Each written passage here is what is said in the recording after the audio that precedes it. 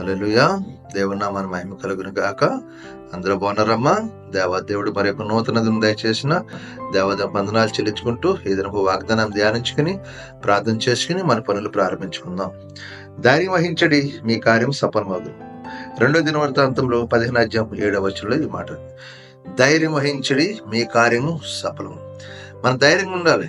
ప్రభు అంటున్నాడు, పిరికితనం మనకు దేవుడు ధైర్యపరిచాత్మ ఇచ్చాడు. దేవుడు మనకి ఏ పని విషయంలో మనం ధైర్యం ఉండదు, అధైర్యపడిపోతాం, అవిశ్వాసంకి వెళ్ళిపోతాం. విశ్వాసం కలిగి ఉండాలి. దైవాన్ని భయభక్తులు కలిగి ఉండాలి. ఉన్నప్పుడు ఏంటంటే మన కార్యాలు సఫలం చేస్తాడు దేవుడు. అంతే తప్ప మనకు అవిశ్వాసంతోనూ విశ్వాసం లేకుండా ఉంటే కార్యం జరగదు కదా. అందుకే ధైర్యం వహించడి, మీ కార్యం ఏ కార్యం అది నీకు అసాధ్యమే, సర్వశక్తిమంత దేవునికి సమస్తము సాధ్యమే. కాబట్టి ఈ వాగ్దానం అంటున్న సహోదరుడు ఆ సహోదరి దేవుడు అంటున్నాడు, ధైర్యం కలిగి ఉండు. నీ అవసరంతో ఉన్నావో, ఏ ఇబ్బందితో ఉన్నావో దేవుడు అంటున్నాడు, నీకు నేను సహాయం చేస్తాను, ధైర్యం కలిగి ఉండి అంటున్నాడు. నీకు ఏనాటి కార్యం నా దేవుడు సమస్తము సాధ్యమే. ఎందుకంటే దేవుడు అంటున్నాడు, ఇదే 2 దిన ఇక్కడ ఏమంటే 15 అధ్యాయం 2 దినవృత్తం 15 అధ్యాయం 2వ వచనం. ఆస యోధావార్ల బెన్యామీనులారా, మీరందరూ నా మాట వినండి. మీరు యెహోవా పక్షం వారైన ఎడల ఆయన పక్షం ఉండును. మీరు ఆయన అతన్ని విచారణ చేసిన ఆయన మీకు ప్రత్యక్షమగును. మీరు ఆయన విసర్జించిన ఎడల ఆయన మిమ్మల్ని విసర్జించును. నిజ దేవుడని ఉపదేశించే యాజకులైన ధర్మశాస్త్రం చాలా దినంలో ఇశ్రాయేలుకు లేకుండా పోయిన. వినటి వాళ్ళు ఏమంటారండి ఇక్కడ, మీరు దేహో మాట వినని ఎడ్ల ఆయన మీకు ప్రత్యక్షమవును. వినని ఎడ్ల ఆయన ప్రత్యక్షమడు.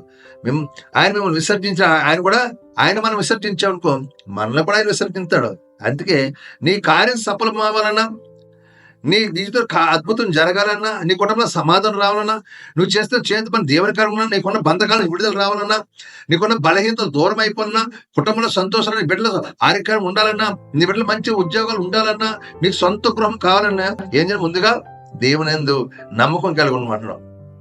మీరు ఆయన విసర్జించిన ఆయన మిమ్మల్ని విసర్జను.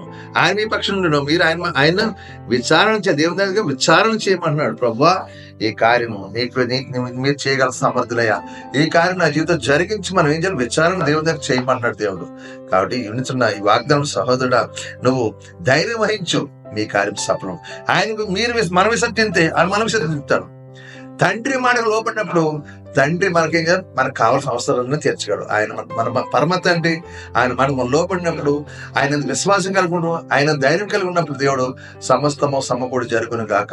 మరి వాగ్దానం సహోదరుడా సహోదరి, దీన్ని బట్టి నువ్వు ప్రార్థన చేయి. ఈ దినమా నువ్వు ధైర్యం కలిగి ఉండు, నీ కార్యములు సఫలమవును గాక. అటువంటి కృపాధ్యానంతో మీకు దయచేయను గాక. ఈ వాగ్దానం ప్రార్థన చేయి, దేవుడు మిమ్మల్ని దీవించును గాక. ప్రార్థన చేస్తాను. మీకు నాతో మంచి ప్రార్థన.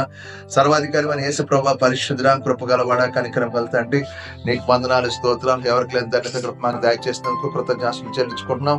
ఇదిగోనైనా మరొక నూతన దినం దయచేసి ఈ దినమంతా మేము చేస్తున్న మా చేతి పనులు మమ్మల్ని దీవించండి. మా యజమానులతో తోటి పనివారిది ఏ కీడు జరగకుండా అందరితో సమాధానం దయచండి. మేము చేస్తున్న మా చేతి పనులు, మా కష్టాజీతం ఆశ్రయించండి. మా కష్టాజీతం వ్యర్థంగా సహాయం చేయండి ప్రభా. మా యజమాని నెలలా జీతాలు ఇచ్చే కృప దయచి ఇచ్చిన జీతం ప్రభా, తాగుడు పేడ వ్యసనాలు లేకుండా, అప్పులు బంధకాలు లేకుండా మాకు సహాయం చేయండి. ఆర్థిక ఇబ్బందులు దూరపరచండి, శరీర బలహీనతలు దూరపరచండి, నూతన కార్యాలు జరిగించండి ప్రభా. నేను ధైర్యం కలిగి ఉండే కృప దాచి మీరు కార్యం సఫలం చేస్తున్నా ప్రభా. మిమ్మల్ని తండ్రి మేము విసర్జించిన వారికి నిన్ను ఆనుకునే కృప మాకు దయచేయండి. కార్యం చేసి ప్రతిపెట్టిన దీవించు, ప్రతిపెట్టిన ఆశ్రయించి, ప్రతిపెట్టిన కంచి వేసి వాళ్ళ చేతి పనులు కష్టాతీతాన్ని ఆశ్రయించండి, దీవించండి, ప్రభు చూపించి వాళ్ళు వెళ్ళే ప్రతిఫలం జయాన్ని విజయాన్ని దాచే ప్రభా. దృష్టిలో సాతాను గర్వించకుండా సహాయం చేయమని అడుగుతున్నాను తండ్రి.